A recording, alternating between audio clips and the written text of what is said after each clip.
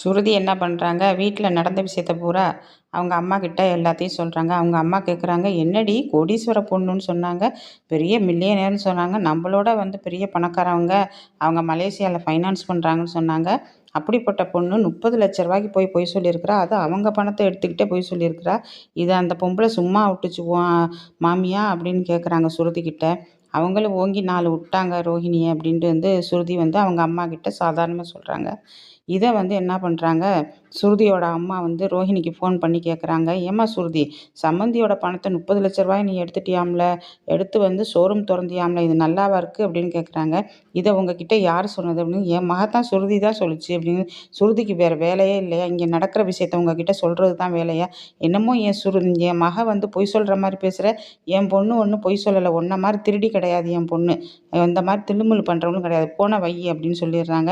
இங்கே பாருங்கள், இனிமேல் என் விஷயத்தில் தலையிடுற வேலையெல்லாம் வச்சுக்காதீங்க, 1000 நடக்கும், எனக்கும் என் மாமியாருக்கு இடையில 1000 நடக்கும், இதையெல்லாம் நீங்கள் கேள்வி கேட்கக்கூடாது அப்படின்னு ரோஹிணி சொல்லிடுறாங்க. ரோஹிணி சொல்லிவிட்டு ஃபோனை வச்சுட்டு இங்கே வர்றாங்க.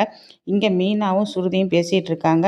அப்போ ரோஹிணி சுருதி கிட்ட சொல்கிறாங்க, ஆமாம் சுருதி, உங்கள் அம்மா கிட்ட இங்கே நடக்கிற விஷயத்தையெல்லாம் சொல்லுவீங்களா, என்ன நடந்துச்சு, நான் என்ன சொன்னேன், இங்கே இந்த மாதிரி ஆண்டி என்னை அடித்தது போனது அதெல்லாம் சொன்னீங்களா, ஏங்க நடந்துச்சு சொன்னேன், இது ஒரு பெரிய விஷயம் கிடையாது, எனக்கு அது பெரிய விஷயந்தான், உங்களை பற்றி நான் யார்கிட்டையும் சொல்லியிருக்கேன்னா, உங்கள் விஷயத்தில் நான் ஏதாவது தலையிட்டிருக்கேன்னா, நீங்கள் எதுக்கு என் விஷயத்தில் என் குடும்ப விஷயத்தில் தலையிட்டீங்க அப்படின்னு ரோஹிணி கேட்குறாங்க சுருதியை பார்த்து. சுருதி உடனே சொல்கிறாங்க, ஏங்க தனிப்பட்ட முறையில் உங்கள் ரூமில் நடந்திருந்தால் நான் எங்கள் அம்மாட்ட சொல்லியிருக்க மாட்டேன், இது பொதுவாக வச்சு ஆண்டி உங்களை கண்டிச்சாங்க, அதனால தான் நான் சொன்னேன் எங்கள் அம்மா கிட்ட, இது சொல்கிற விஷயம் இல்லை இல்லைங்க உங்கள் வீட்டிலலாம் போய் அப்படின்னு சொல்லும்போது, ஏன் நீங்கள் எங்கள் விஷயத்தில் தலையிட்டது இல்லையா அப்படின்ட்டு சுருதி கண்டபடி பேசுகிறாங்க ரோஹிணியை. உடனே ரோஹிணி சொல்கிறாங்க, இங்கே பாருங்கள், இதுதான் ஃபஸ்ட் அண்ட் லாஸ்ட், உங்களுக்கு வார்னிங் சொல்கிறேன், இனிமேல் என் விஷயத்தில் தலையிட்டீங்க அப்புறம் வேறு ரோஹிணியை நீங்கள் பார்க்க வேண்டி வரும் அப்படின்னு சொல்கிறாங்க. ஆமாம், அதான் நாங்கள் பார்த்துக்கிட்டே இருக்கிறோம், ஆண்டிக்கிட்ட நீங்கள் 30 லட்ச ரூபாயை எடுத்துவிட்டு அடி வாங்கினது தான் நாங்கள் பார்த்துக்கிட்டு இருக்கிறேன்னு அப்படின்னு ஏற்று பேசிக்கிட்டு இருக்காங்க 2 பேரும். உடனே மீனா என்ன பண்ணுது, இருங்கங்க 2 பேரும் இதில் பேசிக்கிட்டே இருந்தால் சண்டை தான் வளர்த்துக்கிட்டு போவோம், விட்டுருங்க ரோஹிணி அப்படிங்கும்போது, நீங்கள் என்ன மீனா என்ன சொல்கிறீங்க விட்டுருங்கன்ட்டு, அவங்க தானே சண்டைக்கு நீங்கள் தானே வந்தீங்க முதல்ல சண்டைக்கு, ஏங்க ஒரு குடும்பத்தில் ஏதாவது நடந்துச்சுன்னா அவங்க வீட்டில் எடுத்து சொல்கிறது பொம்பளைங்க இதுங்க, அதனால் சொல்லியிருக்காங்க, அப்போ உங்கள் வீட்லேயும் சொல்லிட்டீங்களா நீங்கள் மீனா அப்படின்னு ரோஹிணி கேட்குறாங்க. என் வீட்லலாம் நான் சொல்லலைங்க, இப்போ உங்கள் வீட்டிலேருந்து எனக்கு அடுத்தது ஃபோன் வருமா, ஏங்க எங்கள் வீட்டிலேருந்து உங்களுக்கு ஃபோன் பண்ணுறாங்க, அவங்க உங்களுக்கு ஃபோன் பண்ணி அவங்க மொத்து வாங்குறதுக்கா அத்தைகிட்ட போய், இதெல்லாம் தேவையில்லைங்க, எங்கள் வீட்டிலேருந்து உங்களுக்கு ஃபோனும் பண்ண மாட்டாங்க, நீங்கள் உடனே ஃபோன் பண்ணால் கூட நீங்கள் என்ன தெரியுமா பண்ணுவீங்க, அத்தைகிட்ட சொல்லி உடனே எங்கள் வீட்டில் பெரிய பிரச்சனையை கிளப்பி விட்ருவீங்க, திருநாம்பிங்க அப்படிம்பிங்க இப்படிம்பிங்க, எல்லா பிரச்சனையும் கிளப்பி விட்ருவீங்க, உங்களை பற்றி எனக்கு நல்லாவே தெரியும், நாங்கள் சுருதி மாதிரி ரொம்ப பெரிய பணக்காரவங்க கிடையாது, எதையும் எங்களால் சமாளிக்க முடியாது, உங்கள் விஷயத்தில் நான் தலையிட மாட்டேன் அப்படின்னு சொல்லும்போது, இங்கே பாருங்கள் சுருதி மீனா 2 பேருக்கும் சொல்கிறேன், இன்றைக்கி சொல்கிறேன் கேட்டுக்குங்க, என் விஷயத்தில் யாரும் தலையிடாதீங்க, தலையிட்டிங்கன்னா அப்புறம் நடக்கிறதே வேறு, தலையிட்டா என்ன பண்ணுவேன் அப்படின்ட்டு சுருதி அடிக்க போகுது.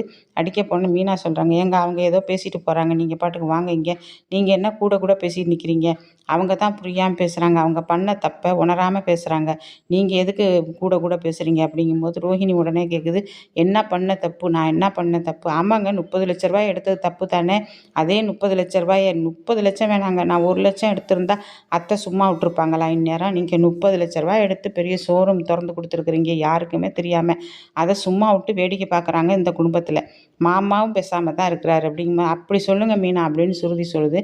இதே மீனா எடுத்திருந்தா இந்த வீடு எப்படி இருந்திருக்கும், தலைக்கீழே இருந்திருக்காது, ஏன் நீங்கள் பேச மாட்டீங்க அப்படின்னு கேட்குறாங்க சுருதிக்கிட்ட. சுருதி ரோஹிணி கிட்ட கேட்குறாங்க. உடனே ரோஹிணி ஒன்றுமே சொல்லாமல் விடுவிடுன்னு ரூம்குள்ளே போகிறாங்க. என்ன ரூம்குள்ளே போகிறீங்க, இப்போ பதிலை சொல்லிட்டு போங்க, நீங்கள் திருடினது தானே உண்மை தானே அப்படிங்கிறாங்க. உங்ககிட்டலாம் நான் பதில் பேசணும் அவசியம் இல்லை, நான் யார்கிட்ட பேசணுமோ பேசிக்கிறேன் அப்படின்னு படார்னு அடித்து சாத்துறாங்க கதவை. பார்த்தீங்களா மீனா எப்படி பேசுகிறது அப்படிங்கும்போது, அங்கே என்ன பண்ணுறாரு, முத்து வர்றாரு. என்ன பழக்குறள், என்ன பிரச்சனை, அதெல்லாம் ஒன்றும் இல்லை முத்து, இந்த மாதிரி பண்ணிட்டு போகிறாங்க அப்படின்னு சொல்லும்போது, சரி சரி போங்க, அவங்கவுங்க வேலையை பாருங்கள் அப்படிங்கும்போது மீனா சொல்லுது ரோஹிணிக்கிட்ட, இங்கே பெரிய பிரச்சனை, மீனா முத்துக்கிட்ட சொல்கிறாங்க, இங்கே பெரிய பிரச்சனைங்க இந்த ரோஹிணியால். என்ன மீனா சொல்கிற, அப்படி என்ன நடந்துச்சு அப்படின்னு முத்து கேட்குறாரு. ஒன்றும் இல்லைங்க, அந்த சுருதி ரோஹிணியை பற்றி அவங்க அம்மா வீட்டில் சொல்லிடுச்சான், சொன்னதும் ரோஹிணி வந்து பெரிய சண்டைக்கு வந்துட்டாங்க சுருதிக்கிட்ட. சுருதி அண்ணன் அடிக்க தாங்க இல்லை, அவ்வளோ பேச்சுங்க. அவ்வளோ பேச்சு பேசிட்டாங்க. அவ்வளோ கொழுப்பாயிடுச்சா அந்த பார்லர் அம்மாவுக்கு. திருடினது வேறு இல்லாமல் இது பொய் சொன்னது இல்லாமல் இப்போ இதெல்லாம் பண்ணுதா அப்படின்னு கேட்குறாரு. ஆமாங்க, இதெல்லாம் பண்ணுறாங்க அப்படிங்கிறாங்க.